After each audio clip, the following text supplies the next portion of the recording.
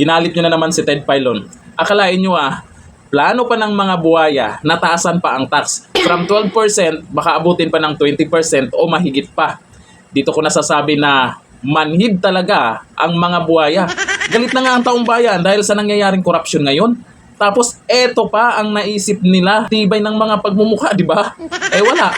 Mukhang bingi-bingihan sila sa sigaw ng taong bayan ngayon, sa galit ng karamihan ngayon dahil sa nangyayaring korupsyon. Eto, isasabay pa nila ang pagtaas ng tax. Aba, bagong Pilipinas na nga, di ba? O ito, panoorin po natin si Ted Filon tungkol po dyan. Ito yung video. Ang ating mga importante mga mensahe. Ako yung magpapasintabi lang, girl. Kasi kinikilabutan ako dito sa balitang ito eh. Hindi po naman lahat at ako po'y humihingi ng pangunawa sa baka po masyadong masakit na salita. No? Kayo ba'y talaga bang sukdulan ng kawalangihaan ninyo? Mawalang galang lang po. Sorry po, hindi naman sa lahat. Kayo ba'y manhid? Kayo ba'y walang pakiramdam? Kayo ba'y insensitive? Nagpapanukala ngayon na naman ang Kongreso. Napatawan po mula 6 hanggang 12%. Kumbaga, dagdagan pa. Yung kasalukuyan pong mataas ng buwis, kakataas lang nito eh. Doon po mga kapatid, sinasabi nga na matatamis na inumin natin, okay po naman nga sana. Diba? Pati po itong ating 3-in-1 na kape. Nagtaas na po sila ng buwis dito eh. Gusto ho nilang gawin na mula 20 hanggang 40% yung pong buwis dito. Ang adhikain nila para daw mabawasan yung kumukonsumo ng mga matatamis na inumin. At ilagay daw sa PhilHealth yung pera. Ang ganda po ng inyong press release eh. Diba? Para sa kalusugan ng mga Pilipino. Mawalang galang lang. Ano po? Katataas lang ng buwis nito. Napakinabangan ba namin to? Yung PhilHealth nga, sino ba ang nag-aproba para payagan? Para payagan sila Ralph Recto, itong sila DBM guys. May napangandaman. Diba? Sino ba para payagan po ang DOH at PhilHealth Management in yung halos 90 bilyones na pera natin? Kayo doon sa provision ng GAA, binigyan nyo ng kapangyarihan ang tanggapan ng Presidente.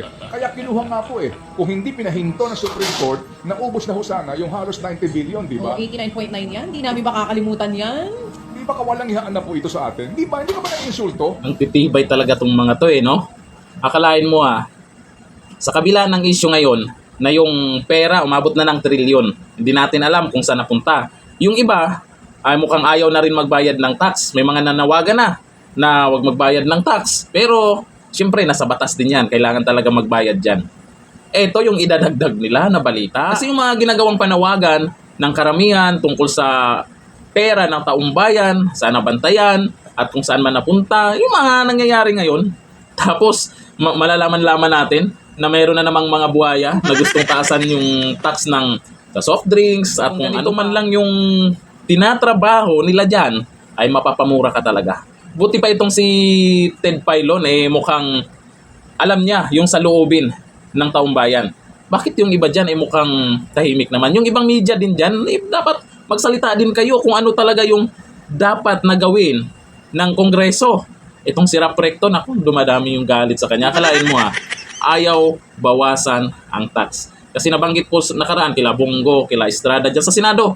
Kung pwede from 12% na buwis, kung pwede ba raw gawing 10%, hindi daw talaga pwede.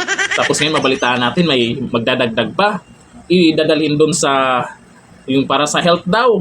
Para sa health. Alam mo naman yung mga nangyari nakaraan. Yung pondo, saan napunta? Tapos mabalitaan natin, ibabalik na lang daw. Kung ibig sabihin yan, may pera naman. May pera para dyan. Yung sa sinasabing para sa health, may pera para dyan. Yun nga lang kasi, magtataas ng buwis. Lalaki yung pera doon. Aba, yung mga buhaya, lalong masisilaw doon. Ngayon pa nga lang, di na mapakali itong mga to dahil sa pera na yan. Tapos, lalaki pa lalo dahil sa planong ito. Nako po, ang tibay ng pagmumukha nyo. Sabi ni Jumeta Mercado, nakapanggigil talaga ang mga ginagawa ng Marcos administration. Sabi niya yan Sabi ni Peter Fabregas, Sir Ted, panahon na para tuldukan ang pagnanakaw nila. Naku po, paano? Yung mga nagrarally ngayon di ba, napansin nyo, ay malala po ngayon talaga. Dumadami na po yung mga nanawagan po dyan na dapat may managot, di ba? Mukhang iba yung galaw nila ngayon. Sabi ni Asuncion Poly, tama lang magsalita niyo certain pylon. Grabe talaga kapalpakan nila. Sabi ni John Saya Koymo, huwag niyo ibaba ang tax, kawawa ang mga magugutom na buhaya. Oo nga yun yung gusto nila. Manhid na manhid talaga sila. Sa naramdaman po ng taong bayan po ngayon, maraming nagagalit, maraming nagsisigaw dyan, may iba na nawagan na rin na ayaw daw magbayad ng tax, pero wala po tayong magawa doon. Dahil naman, nasa batas din po yan. Yung mga, kung hindi man magbabayad ng tax, yung mga bilihin po natin, nako, may tax na yan. Tapos plano pang taasan. Bagong Pilipinas na yan. So, dito na lang. Thank you. Bye-bye.